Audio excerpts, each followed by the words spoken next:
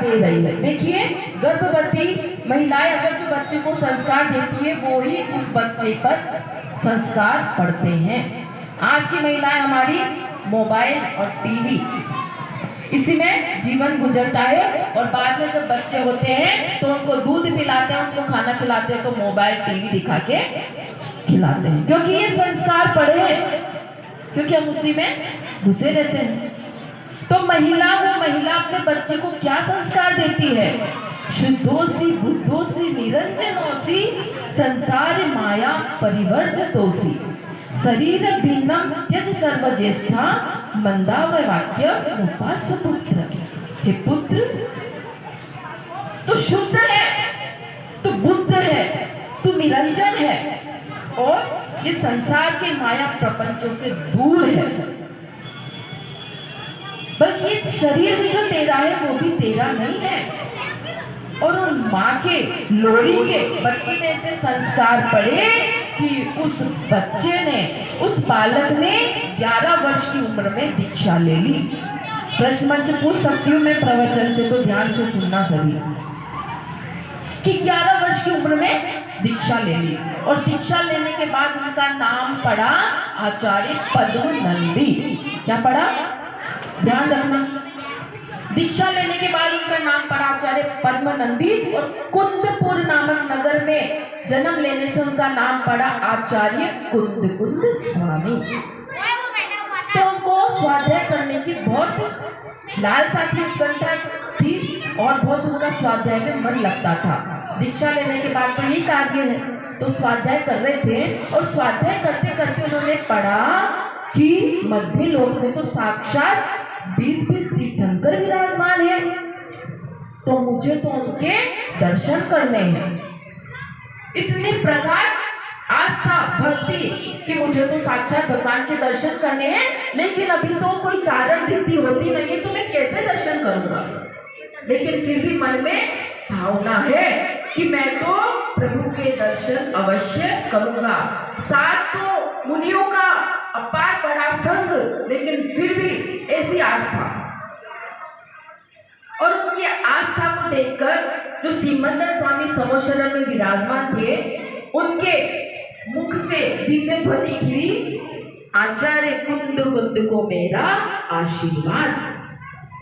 इस शास्त्र में कहीं प्रमाण नहीं मिलता कि भगवान की वाणी से किसी को नाम लेकर आशीर्वाद दिया जाए, कहीं प्रमाण नहीं मिलता।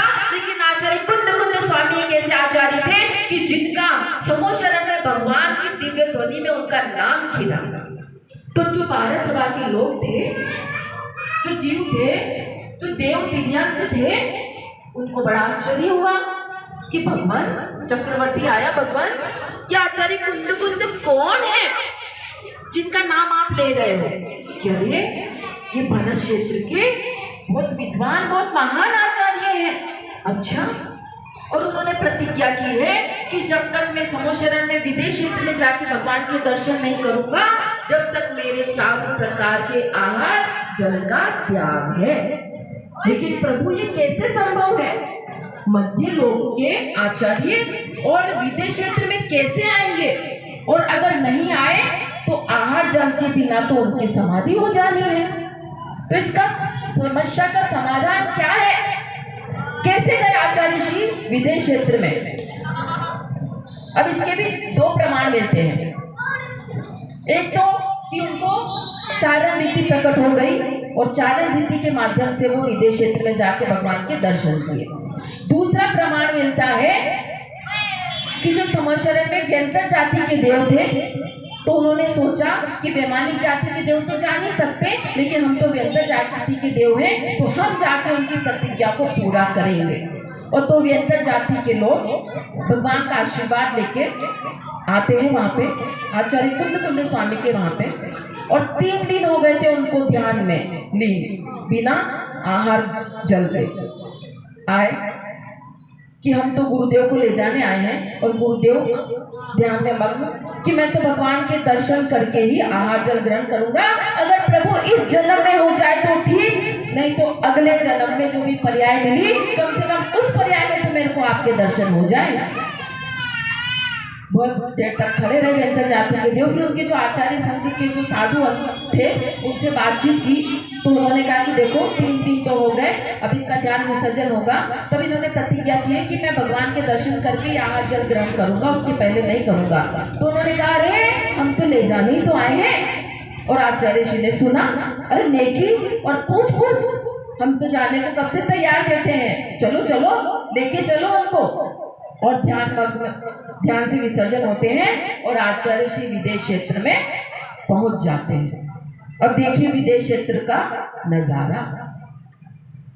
विदेश क्षेत्र में जैसे ही जाते हैं वहां पे 500 धनुष के उगाहन, भगवान की, वहां के मनुष्यों की कितनी 500 धनुष, 1000 हाथ और 6000 फीट, मतलब एक एवरेज मानो तो 1 किलोमीटर के आधा 1 किलोमीटर की अवगाहना थी वहां पे।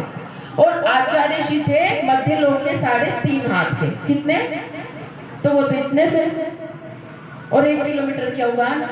अब उन्होंने सोचा अब क्या करें, यहाँ तो इतने बड़े बड़े, ऐसे तो समोशरण में किसी जीव की विराधना नहीं होती, लेकिन फिर भी थोड़ी उनको शंका थी कहीं कुछ हो नहीं जाए। तो उन्होंने तो क्या किया, जो सिमंदर स्वामी का जो सिंहासन था तो उसके पहिए थे, वहां जाके चुपके से बैठ गए।